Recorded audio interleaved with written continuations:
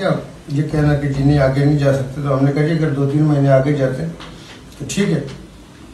उसके ऊपर भी जो कंसेंसस था कि अपोजिशन में से कोई एक पार्टी जाएगी सुप्रीम कोर्ट में, लेकिन अटेंड ये हुआ कि हमें ही धक्का मार के कहा कि नहीं जी आप ही जाए। जो टेक्निकली अगर देखा जाए तो हुकूमत का जाना बनता नहीं होता।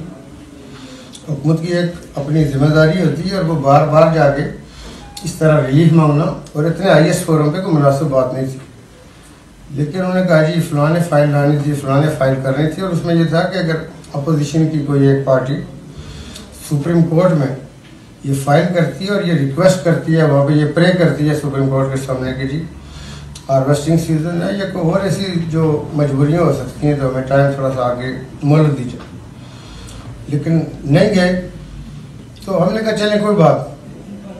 तो सुप्रीम कोर्ट ने अगेंस्ट उसमें कोई 2 महीने 10 या 15 दिन या जो भी बनते हैं, सुप्रीम कोर्ट ने रिलीफ दिया और उन्होंने कहा आगे सुप्रीम कोर्ट ने अपने पहले आर्डर में ये गुंजाइश रखी थी कि 3 डिवीजन के अंदर 3 मरहलों में इलेक्शन करवाया जाए, और वो सिर्फ और सिर्फ सुप्रीम कोर्ट ने इंतजामी जो रिक्वायरमेंट्स हो सकती हैं उसको मद्देनजर रखते हुए ये कहा था कि अगर इंतजामी लिहाज से आपको जो कि कुछ 16-17 हज़ार के करीब हमें सिविल मुलाजम चाहिए, और तो 35-37 हज़ार के करीब हमें सिक्योरिटी फोर्सिंग के लाइन आर्डर इन्फोर्स करने वाले इदारों के लोग चाहिए।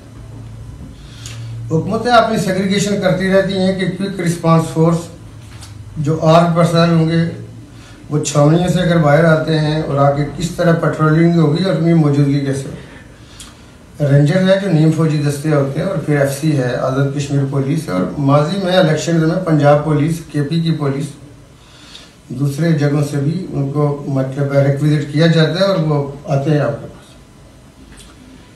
और इसी तरह आज़ाद कश्मीर पुलिस भी आज से नहीं पिछले 50-55 सालों से मुल्क के दूसरे हिस्सों में भी जाके अपनी खिदमत सर अंजाम देती रही है। और चूँकि मुल्क के अदारे हमारे मुल्क में 22-25 के करीब पुलिस ऑर्गेनाइजेशन,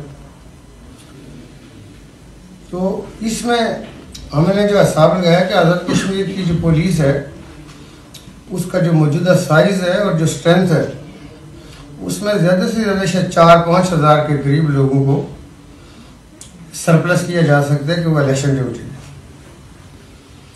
लेकिन उसके साथ जो कि आज़ाद कश्मीर पुलिस अपने पूरे भरपूर प्रोफेशनलिज्म के साथ, मैं ये समझता कि बहुत नामसाइद हालात में मुल्क के जो बाकी शायद ऑर्गेनाइजेशन है उनकी निस्बत आज़ाद कश्मीर पुलिस के लिए ज़्यादा मुश्किलात है। लेकिन आज़ाद कश्मीर पुलिस एक अपना, मैं ये समझता हूँ कि प्रोफेशन का जो ऑप्टिमम होता है किसी दूसरी ऑर्गेनाइजेशन से कम नहीं।